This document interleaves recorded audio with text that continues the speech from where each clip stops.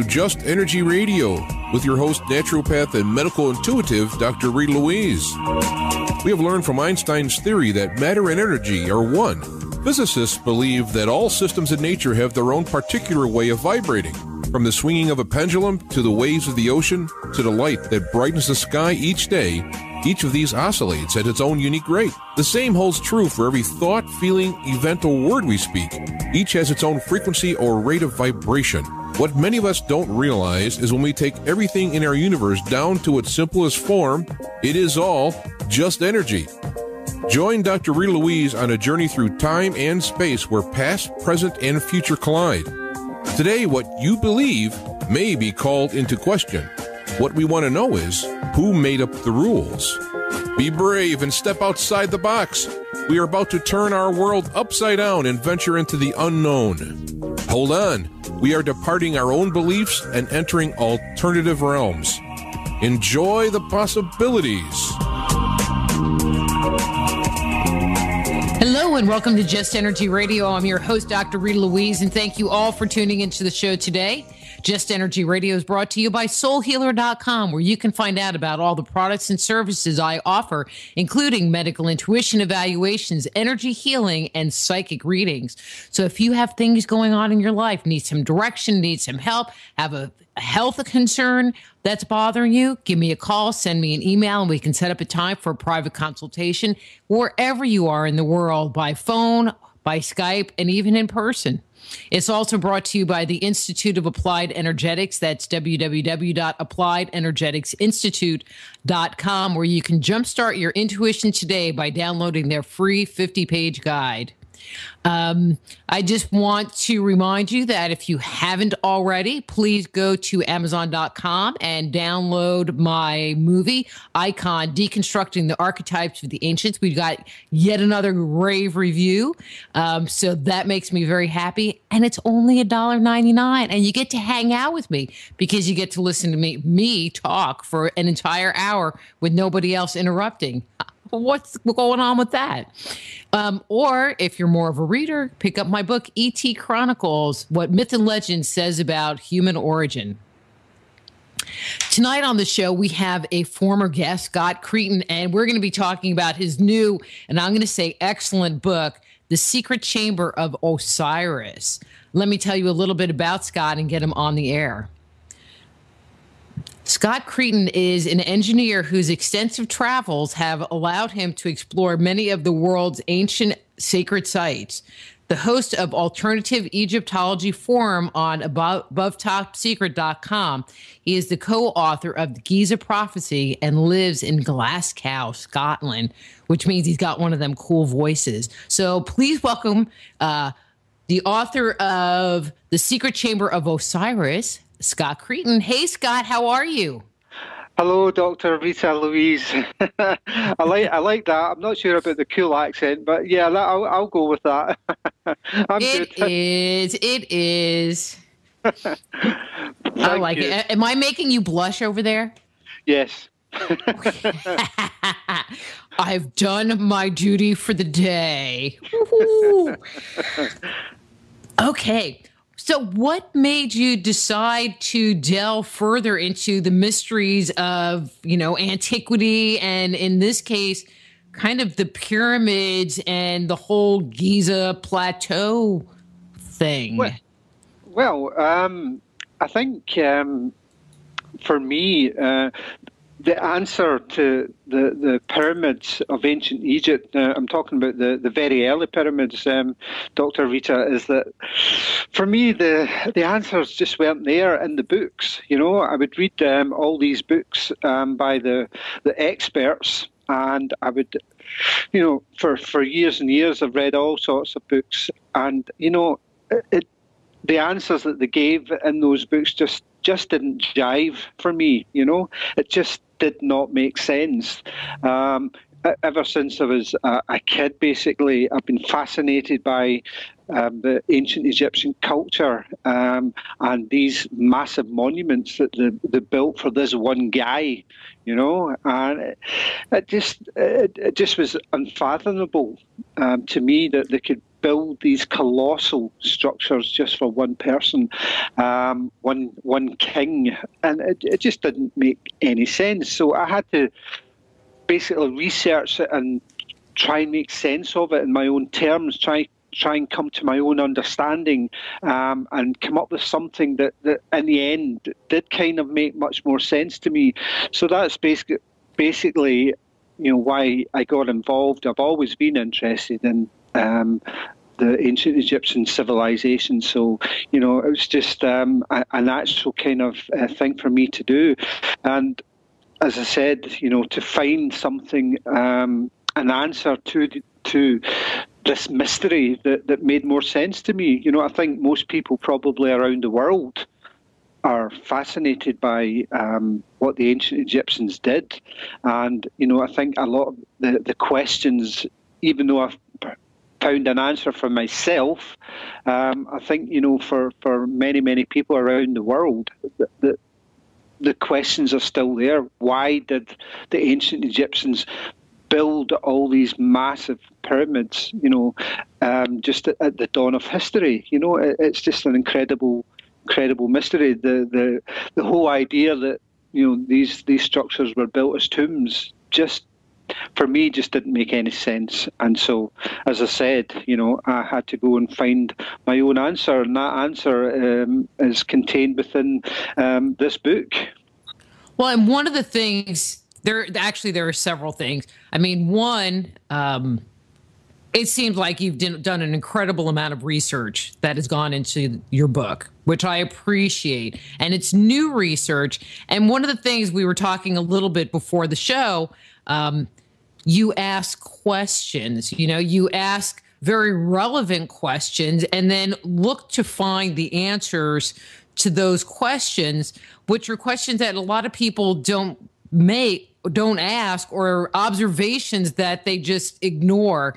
And even if the answers you came up with aren't 100% right, or they're not right at all, you ask the question and it makes the reader stop and think, oh, well, I never thought about that before. And I love that.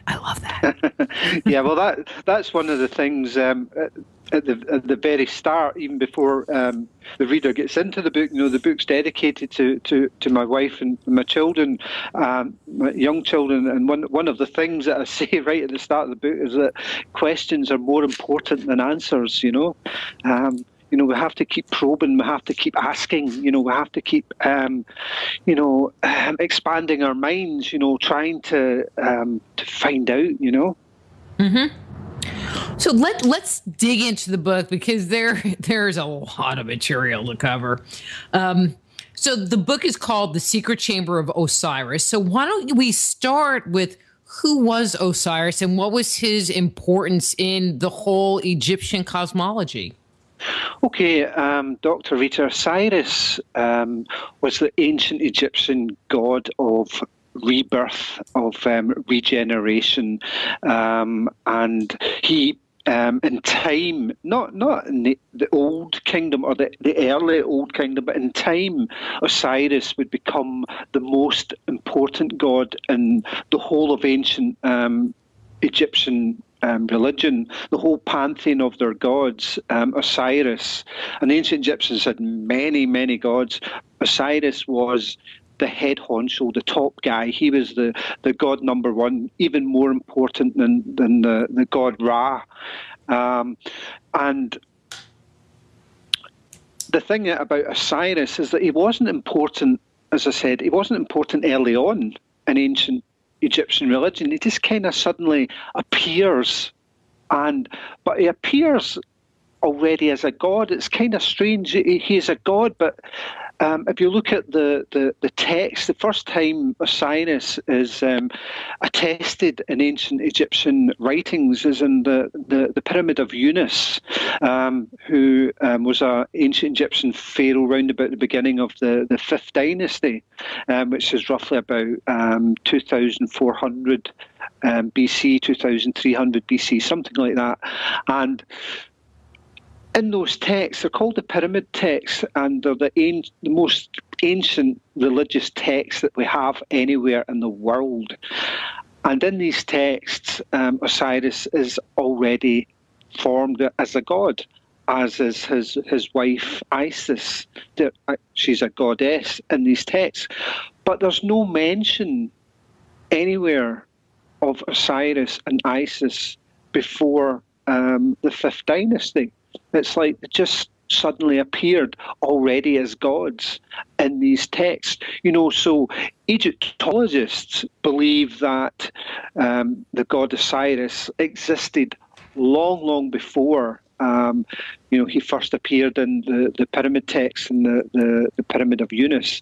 So, as I said earlier, he was ancient Egyptian god of rebirth and regeneration. Now, we know about Osiris because through the works of Plutarch and Diodorus, and what they wrote about the myth of Osiris and Isis.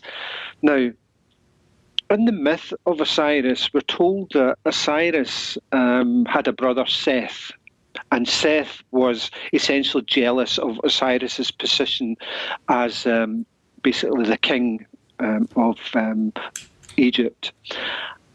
And Seth went out of his way to basically kill Osiris.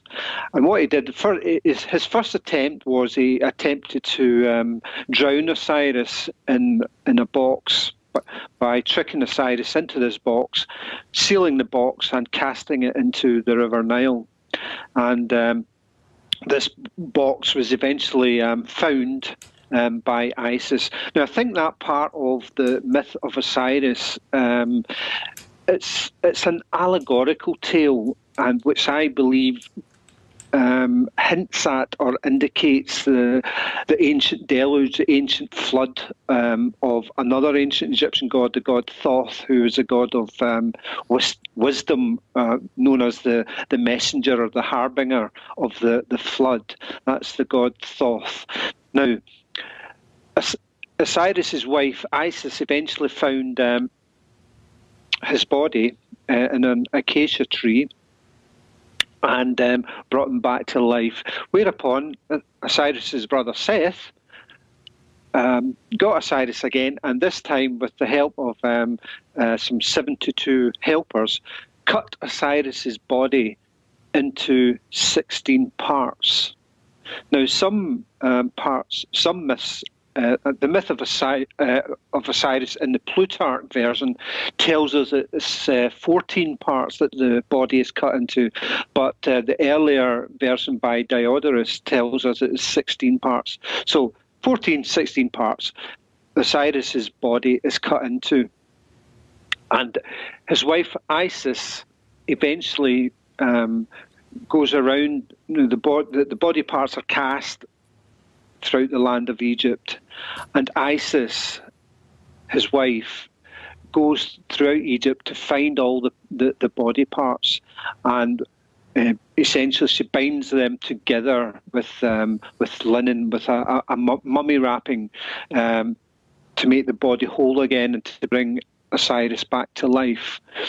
So that essentially is the story, but there's one small caveat there, in that Isis couldn't find one part of Osiris's body.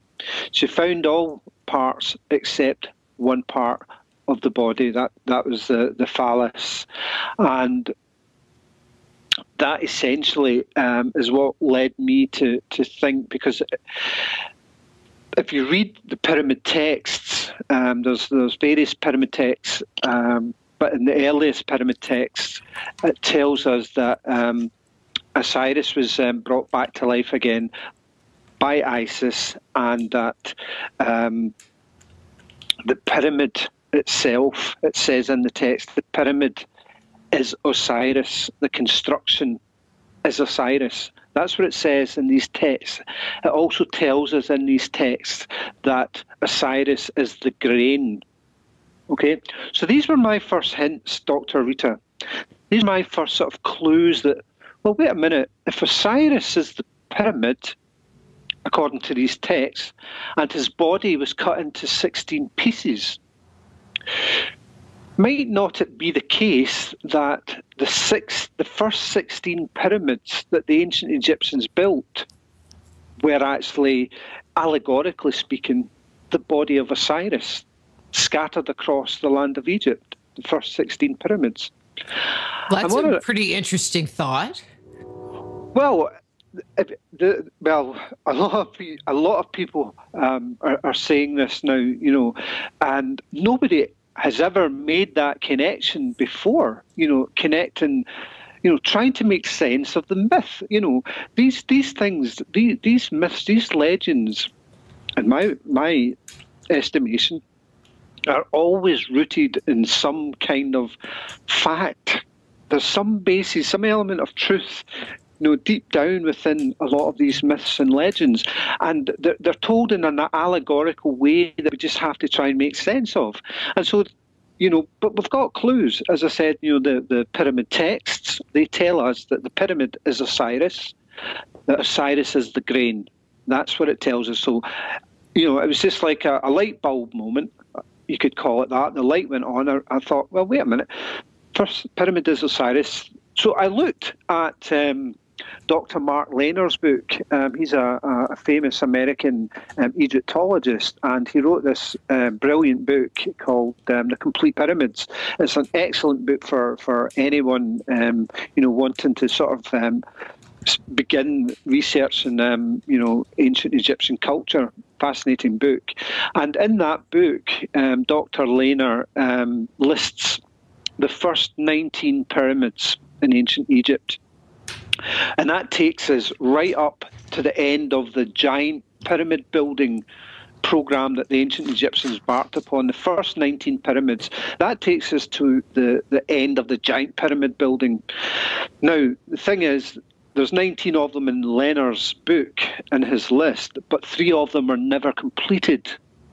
3 of them barely got off the ground. So we're actually left with 16 completed pyramids in Dr. Lehner's list that represent the Old Kingdom pyramid building program. Because what you have to understand is that, the pyramids in ancient Egypt, there's 2 distinct types of pyramid. There's the very first ones, the built, the giant pyramids made of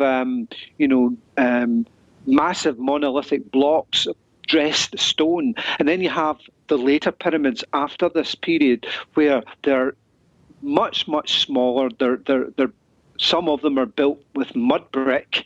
They're much inferior pyramids. It's almost like we've got 2 completely different pyramid building programs that occurred. Well, let me just jump in and ask a question, because I think you're going here anyway. But according to Egyptologists, weren't the mud brick ones first and then the stone ones later, with the Great Pyramids on the Giza Plateau, the culmination of all their efforts? No, no, that's a really that's one of the things, Dr. Rita, that really puzzled myself. At the beginning, why is it that the best pyramids, the stone-built pyramids, the giant pyramids, were the first ones, and the inferior pyramids came afterwards? That's the whole paradox of the situation. The really giant, impressive, built to last, built forever pyramids came at the beginning of the civilization, not at the end. The inferior ones came afterwards. That's the puzzle. We have to find out, why that was. What you find is that, according to the Egyptologists, is that the pyramid evolved from the mastaba burial tomb, which was a kind of small structure, maybe about 10 or 12 feet high, with sloping sides and a flat roof. That was the mastaba, and the idea is that the pyramid evolved by placing one mastaba on top of another mastaba on top of another mastaba, like a step pyramid. That's what they say, the step pyramid at Saqqara. That's how it evolved from the mastaba, and then eventually the step pyramid evolved into a true pyramid by them filling in the steps to make the sides perfectly smooth. That's the orthodox theory. That's the orthodox idea as to why and to how the pyramids arose. But the puzzle is, that they were building mastaba tombs even when they were building pyramids. There's a couple of kings in the Old Kingdom whereby they actually had pyramids built for them, but they also had mastaba tombs. So there's this real puzzle. What's going on here? Why would they have mastaba tombs? Why would one guy, the Pharaoh Snefru, why would he build 4 pyramids? Why would Khufu, who built the Great Pyramid, why would he build 5 pyramids? So there's if these guys had these structures as their tomb, why do they need 5 tombs? Why do they need 4 tombs? And some of these early pyramids, or in fact, most of the 16 pyramids didn't even have what the Egyptologists call a sarcophagus, a granite box to hold the body. Most of these structures didn't have one of these boxes. And what you find, the Egyptologists, they answer that puzzle by saying, oh, well, these were cenotaphs. They weren't meant to be actual tombs. They were symbolic tombs, which to me is just when you see the size of these structures, like the Bent Pyramid, the Red Pyramid, these are, but they're not quite as large as the Great Pyramid, but they're not very far away from it. And yet we're supposed to believe that these were built as symbolic tombs. Well, it just didn't jive for me at all. I just didn't buy into that at all. I thought, no, these were built for some other reason, and we're just not getting it, Well, I think that they just make stuff up, and then they want you to believe that it's true. So, okay, so let's we could go off on a whole tangent. Oh yeah. I'm just getting warmed up. I know, that's why I'm going, why did I only have you for an hour? I don't even know. Anyway, in your book, you have a picture that I thought was very interesting. That's where I was like, man, this is good. And it was one of the kind of traditional representations of Osiris holding, I don't know. The crooked flail. Those things. Yeah. And could you just very briefly, because I think you really have to have the image in front of you to have it make sense. Yeah, to appreciate it, yeah. When the light bulb moment, when I thought that perhaps the first 16 pyramids represented the dismembered body parts of Osiris, I felt like, today, Dr. Rita, we have, the various churches around the world, are symbolically or allegorically the body of Christ. That's mm-hmm. Kind of what the church tells us. The actual physical buildings dotted all over the world are the allegorical body of Christ. So I thought, well, these first 16 pyramids could be the allegorical body of Osiris spread across the land of Egypt. So after I'd made that connection with the myth of Osiris and the actual physical pyramids, what I did then was I thought, well, I wonder what it would look like if you plotted those 16 pyramids on a map of the world, or on a map of Egypt, obviously. And so I got onto my friend at Google Earth, and I plotted the first 16 pyramid locations onto a map of Giza.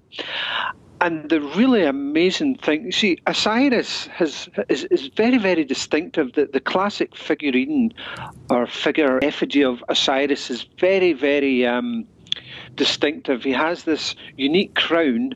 It's called the Atif crown, and it's unique. It's got 3 sort of prongs at the top of the crown. The centre one is slightly larger than the 2 at the side, and you always see Osiris side on, and he's always got his arms crossed over with the crook and flail held in each hand, crossed over his body. Now, what you find is that when you plot these 16 pyramids locations onto the map, you make basically a stick man, and basically if you join all the dots together, you end up with a stick man, and it looks like the classic outline of the god Osiris. You know, the Atif crown is actually represented by the three pyramids at Giza, and to me that is quite remarkable as well, because, you know, Giza, I think the monuments there were essentially the crowning moment of the good point. The entire project, you know. So and then the further down we have the pyramids at Dashur, north and south Dashur, and the pyramids at Meidum, and you know, when you join the dots up, it gives you the classic you know, outline image, if you like, of the god Osiris. And I was just gobsmacked when I made that connection. It's just incredible, you know, because are there any constellations? Because we know that Robert Bruval and Graham Hancock speculated that it was a reflection of Osiris's belt in the pyramids. If you took that and looked up at the stars, was that configuration also reflected in the stars? Did you look? Just curious. Well, you see, this is that exact, you know, layout with the 16 pyramids. No, that's not reflected in the stars of the Orion constellation. But what I think is going on there is I do think there's two things going on. You've got the body of Osiris being represented on the ground, but also the stars of the belt stars of Orion, where the essentially represented the spirit of Osiris, and that is, you know, what I think is going on is that you've got one part, the physical part on the ground, you know, the 16 pyramids being the body, but there's a separate part, the Giza part. Is almost like a plan, if you like, within a plan. You know, you've got this 16 pyramid plan, and, you know, the ancient Egyptians set out to build these 16 pyramids. They didn't just set out to build just one or two. This was a unified plan right from the beginning, what I call Project Osiris, because, you know, these guys believed their kingdom was in peril. They saw something in the heavens and the stars, that the skies had moved out of their normal course. The stars had moved away from their normal course. And the king, Saurid, at the time asked his priest, what does this mean? And the priest told him it means in 300 years' time there will be a great flood, followed by a devastating drought. And King Saurid instructed, you know, issued a decree that they would build these pyramids and to store within these pyramids everything that the country needed to reboot itself, to restart, to reinvigorate itself after the worst effects of this deluge. The flood of Thoth had passed. Now, you never really hear about this, Dr. Rita. You never really hear about this in the mainstream books. But which part? The whole flood, the whole idea of the pyramids being built, you know, as a protection against the deluge. But I mean, what were they protecting?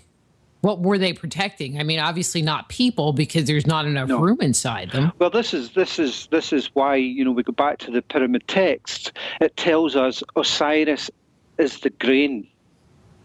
You know, so what they would place in these pyramids, these first 16 pyramids, was basically every kind of seed, you know, grain, barley, wheat, peppers, you know, every tomato, you name it. They placed all these different types of seed inside. So instead of taking the animals 2 by 2, they took grains and put them inside?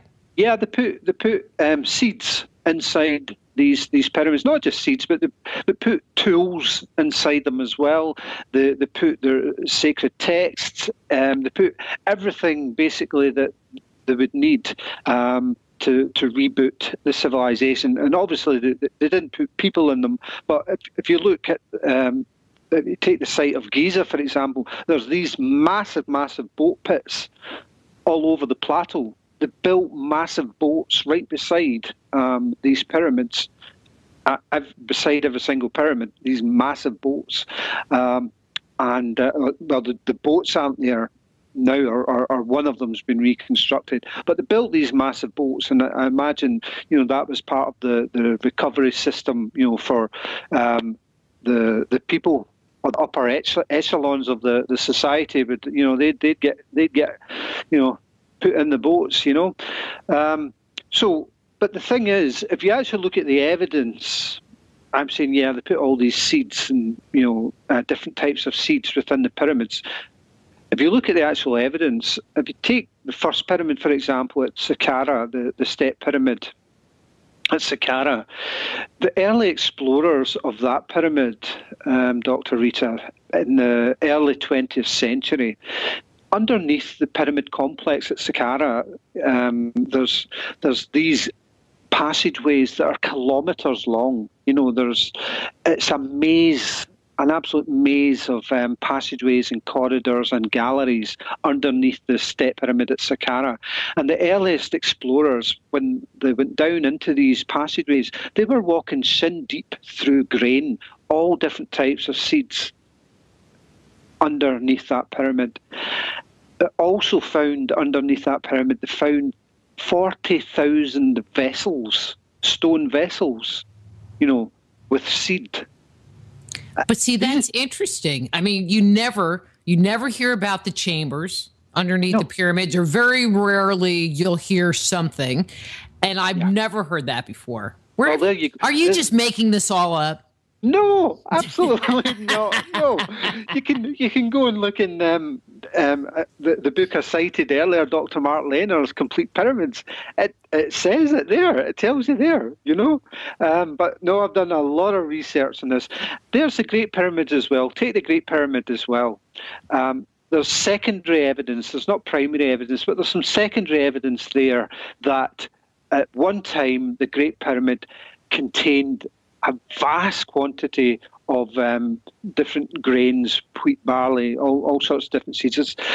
What you find is in the King's Chamber, what's called the King's Chamber. Now, these names are fairly anomalous, because you have the Queen's Chamber in the Great Pyramid, where they never actually buried any queen, because supposedly the queens were buried in the small pyramids, the Queen's pyramids outside the Great Pyramid. But anyway, inside the King's Chamber, what you find is that the walls in that chamber, now these walls are made of granite slabs, yeah? Mm-hmm. And these slabs weigh somewhere in the region of 50 ton, maybe upwards of 50 ton each. And and the roof as well is made of granite slabs. The floor is made of granite slabs. It's a complete granite chamber. But if you look at Sir Flinders Petrie's description of the interior of that chamber, the walls have been blown out slightly, as if by a blast of some kind. The sarcophagus, or the stone box, and I call it a stone box, I actually call it a nebank, because these weren't sarcophagi. I'll maybe touch on that again later. Mm-hmm. But the stone box in the chamber, there's scorch marks on it, as though it's been burned in ancient times. The ceiling, the roof in the chamber has been cracked in the corner, in the southeast corner, where there's some ancient plaster has been filled in.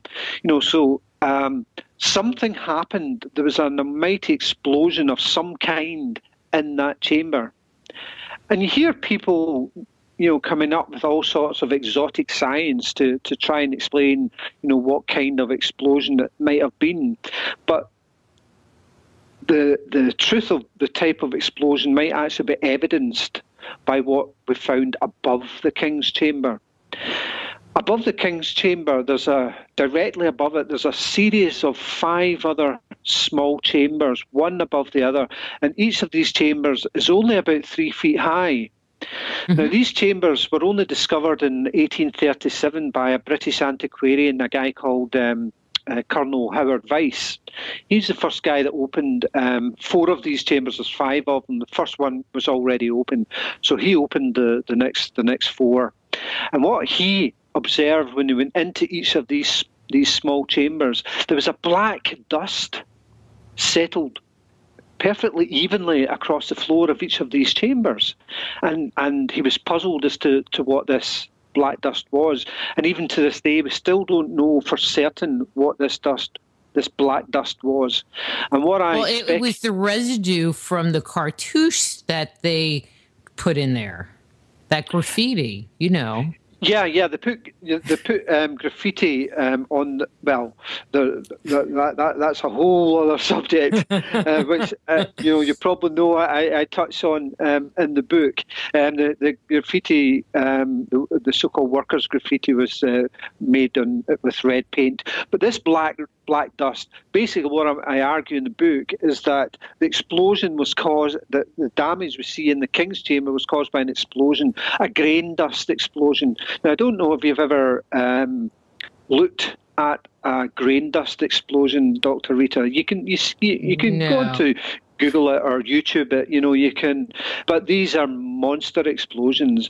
A grain dust explosion basically occurs. You've probably done these experiments in science class at school, where you'll get a straw and fill it with flour, yeah, and you'll blow it into the air and then set it alight, and it's like a bomb, basically. Get out! I'm going to have to try that tomorrow. Oh, be careful! You'll singe your eyebrows. You'll lose your hair. Just be really careful not to be tried at home, people. Oh, so don't do it with the dog right there. Don't do it with the dog. Absolutely not. But no, seriously. These grain dust explosions are lethal. They're absolutely lethal. A grain dust explosion, in a large granary in modern times can throw a 5-ton block, 20 yards easily. They're really, really powerful. They're basically a massive, massive explosion. And the grain dust itself, when it burns, it basically settles back down again as a black dust. So that explosion, a grain dust explosion, would explain the damage in the King's Chamber. It would also explain the black powder that Colonel Vyse found in each of these chambers above the King's Chamber. The grain that was at once in the Great Pyramid, obviously when they were either storing it or removing it, they were causing a lot of grain dust to go up into the air, and somebody's walked in with a candle or a torch and boom, the whole thing went up. And that's what basically I think is what caused the damage in the King's Chamber. So, we have some evidence that, these pyramids stored grain, but we've got other evidence as well, whereby in later dynasties of ancient Egypt, we have from the 11th, 12th dynasty onwards, they had this festival of Osiris. It was called the Festival of Khoak. And basically at this festival, they would make small effigies of Osiris made of mud, only about 18 inches tall. Basically like a mud doll. And what they would do is they would place inside the mud doll, they would place grain. They would basically fill it with grain, and then they would wrap it with linen. These were called corn mummies. And basically what you have there is the body of Osiris filled with grain. And this is exactly the symbology. This is exactly what the pyramids were. They were the body of Osiris filled with grain. And here you have, later dynasties, celebrating or commemorating that original function in a ceremony, the ceremony of Khoak. They knew what the pyramids were for. They knew the pyramids were the body of Osiris. This is why they made their small mud effigies of Osiris, the ceremonial ones, filled it with grain and wrapped it in linen, the corn mummies. So there's a lot of evidence that points to this being the original function of these structures. Now, the thing as well, Dr. Rita, what you've got to understand as well, our civilization today does the very same thing. I don't know if you're aware that up in the Arctic Circle at a small island called Svalbard, in 2008, our own civilization built the exact same thing that the ancient Egyptians did, a massive, massive seed repository. It's been built there specifically in case any unforeseen catastrophe happens to our planet. So it's a gene bank of all the world's seeds, and it's sitting up there, locked up there in the Arctic Circle, in case anything happens to our civilization. Well, the ancient Egyptians believed something was going to happen to their civilization, and King Saurid, this was his answer to it. He set in motion Project Osiris. And one of the other things you find in the second pyramid at Giza, that's the kind of middle one that looks like the Great Pyramid because it looks like the largest one, but it's not actually the largest one. It's only because it's on higher ground that it looks larger than the Great Pyramid. But in the second pyramid at Giza, the Pyramid of Khafra, Egyptologists call it G2, the Great Pyramid being G1. Now, in this pyramid, there's a stone box, just like there's one been found in G1 and G3. There was a stone box, and the first person in modern times to enter that pyramid was an Italian explorer called Giovanni Belzoni. And he entered, he managed to work his way through the passage into the chamber in 1818, and he found the stone box, and it was undisturbed. It was slightly broken open along the front edge, but the lid was still on the stone box. And when he opened the stone box, it wasn't empty. But it wasn't empty. And it didn't have a mummy inside it. Okay, now you're killing me. What was in it? And don't say grain. No. Well, what he found was a stone box filled with earth. And when he started searching through this earth, this stone box filled with earth, he found fragments of bone, which he thought was possibly the king's remains, part of the king's remains. But the bones were checked at the Royal College of Surgeons back in London, and it turned out that they're in fact the bones of a bull. And the bull is connected with the fecundity of the earth, the fertility of the earth, and it's also closely connected to grain. So in ancient Egyptian culture. So we have this box filled with earth. What on earth is going on? But I'm still flabbergasted that there was a lid on that sarcophagus or whatever it is, and that there was something in it, because again, I've never heard that. I think everyone that's listening that likes Egypt, they need to get your book, because like I said in the very beginning, you keep like putting out this information. It's like, really? Yeah. Well, the thing is, this box, the stone box, the reason the earth, I believe the one in the Great Pyramid had earth in it as well at some point. But the difference is, in the Great Pyramid, the stone box, which I call the nebank, I don't call it sarcophagus, I call it nebank. Nebank means container or processor of life, container of life. And what I believe was in that box was earth, but the difference is the one in the Great Pyramid was freestanding, so it could be tilted over and emptied. And I think at some point that happened in ancient times, because there's a corner of the Nebank in the Great Pyramid that was broken off, where it maybe slammed onto the floor and that corner broke off and the earth was emptied out. But in G2, the box that Bill Zoney found, that box is recessed into the floor. It couldn't be tipped over. So that's why the earth is still there, and, someone opening that and seeing a box full of earth, well, who's going to steal that? That's why it's still there. Now, what we find later on, I was telling you about the effigies of Osiris, the 18-inch mud dolls that they made called corn mummies. Well, what they would also do is they'd take this corn mummy and they would place it in a small stone box filled with earth. They're doing the same thing. The ancient Egyptians later on are doing the same thing. They're making these small boxes made of stone, some of them made of wood. And these are only about 18, 20 odd inches long. And what they would do, they would put the Osiris figure in the box. They would put a lid on the box.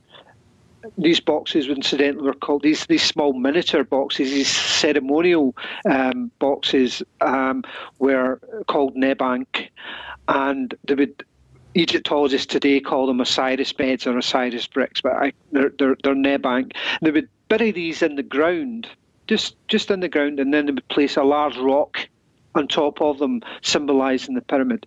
So basically, what we have is a box in the Giza pyramid in G2, the pyramid of Khafra, filled with earth, and the bones of a bull. Now, Osiris later on was identified with the bull, and so you find the ancient Egyptians later on doing the very same thing. It's like the ancient Egyptians knew what the pyramids were for. They knew the pyramids were the body of Osiris filled with grain, and they knew that within these pyramids there were stone boxes filled with earth.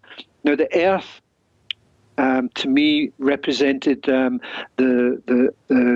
earth, the land of Egypt, and the bull's bones found in the earth is symbolic of the fertility of the earth. It's a deep chthonic ritual that I believed these Nebank represented, and essentially it was the Ka of Osiris's body. The Ka was the ancient Egyptian soul. The ancient Egyptians, I think there's something like 9 different aspects to the ancient Egyptian soul.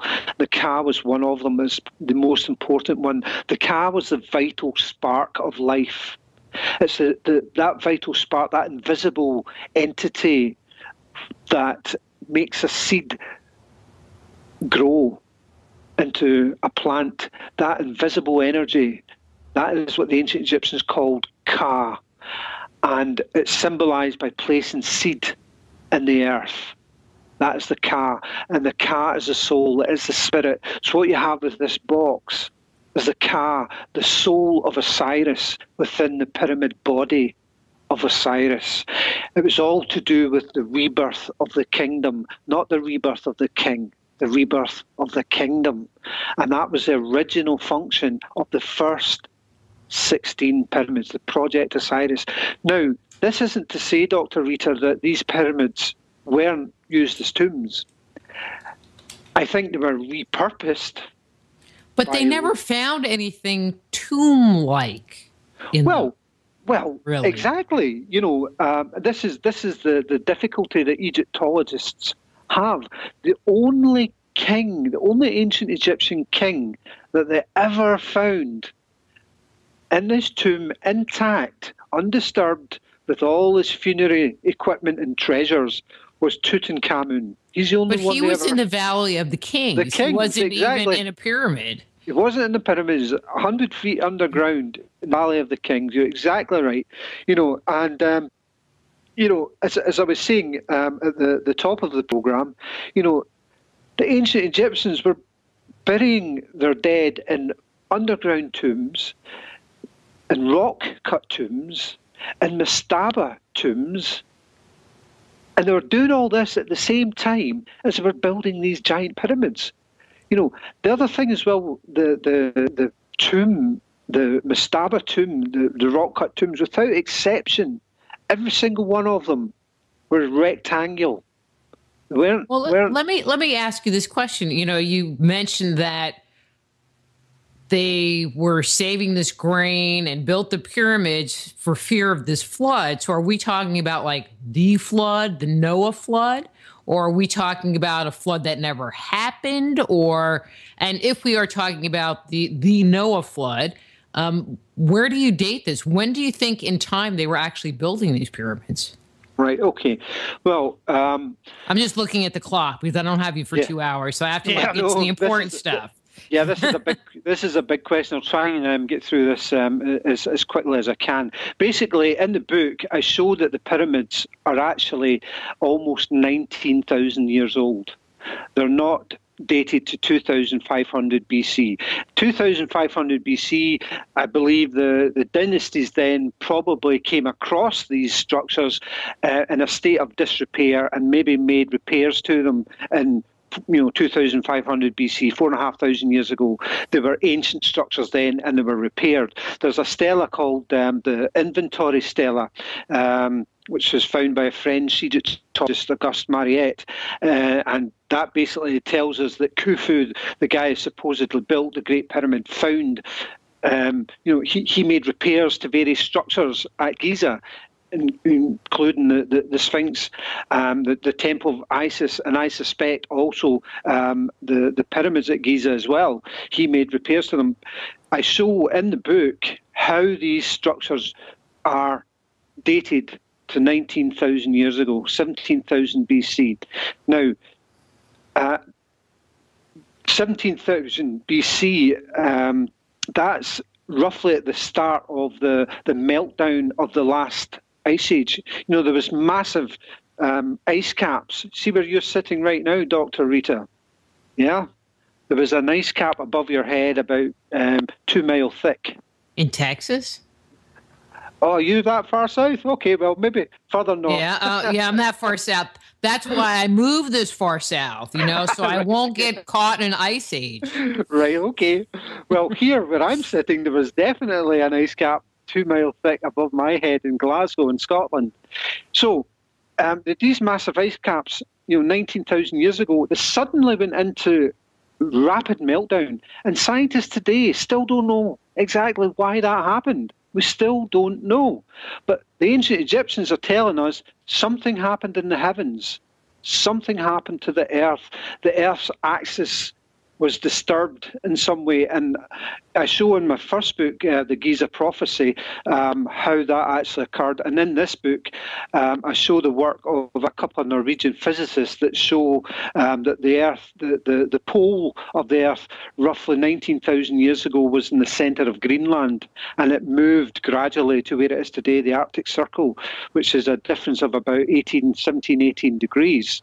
So if that ice, all that ice, these ice caps, suddenly the Earth's planet, its pole shifted, was tilted southwards. It's getting a lot more solar radiation, and these ice caps are going into rapid meltdown.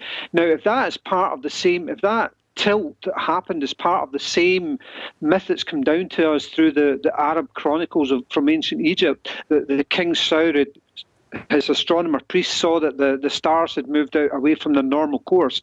If that was all part of the same event, then they knew that, because you have to understand that when the ice caps were there 19,000 years ago, the sea levels all over the world were 400 feet lower than what they are today, which means that the coastal regions were much further out than where they are today.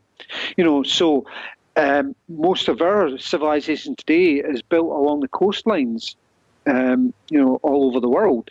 So if you've suddenly got sea levels rising, 400 feet, that world is going to disappear. It's going to be lost. One of the things, they talk about the melting of the ice caps and the rise of global waters and stuff.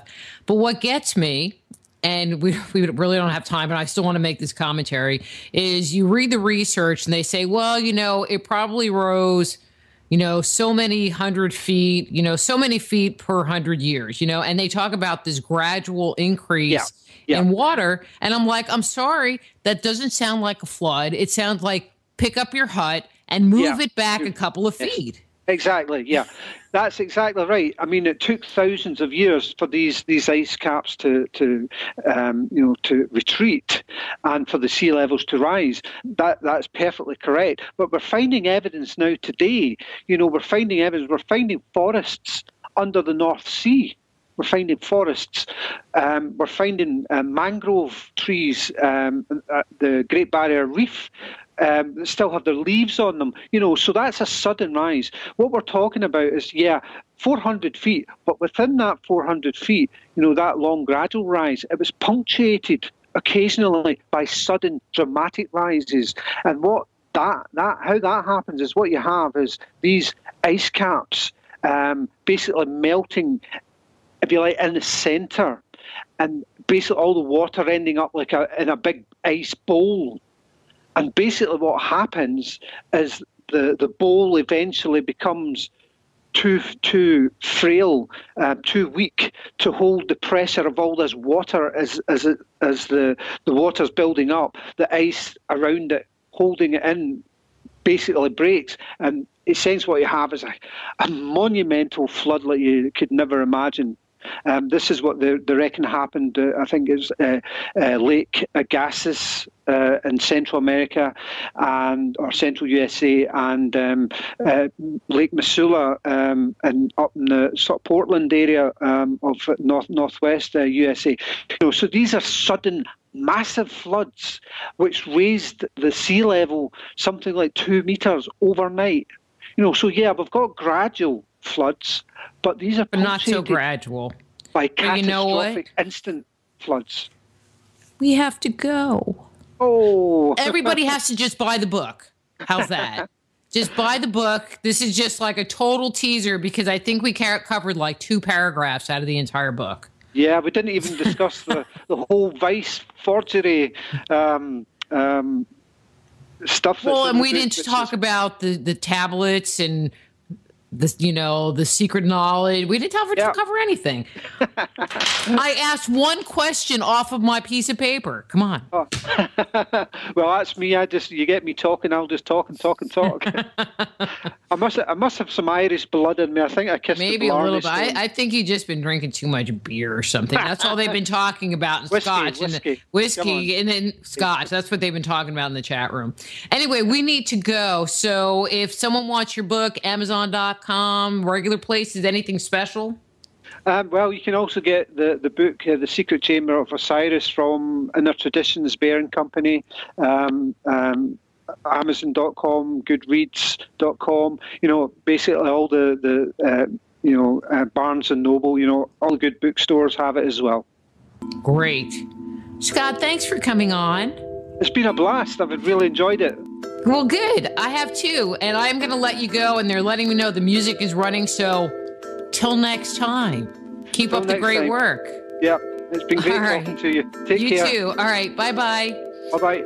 That's Scott Creighton. His book is The Secret Chamber of Osiris.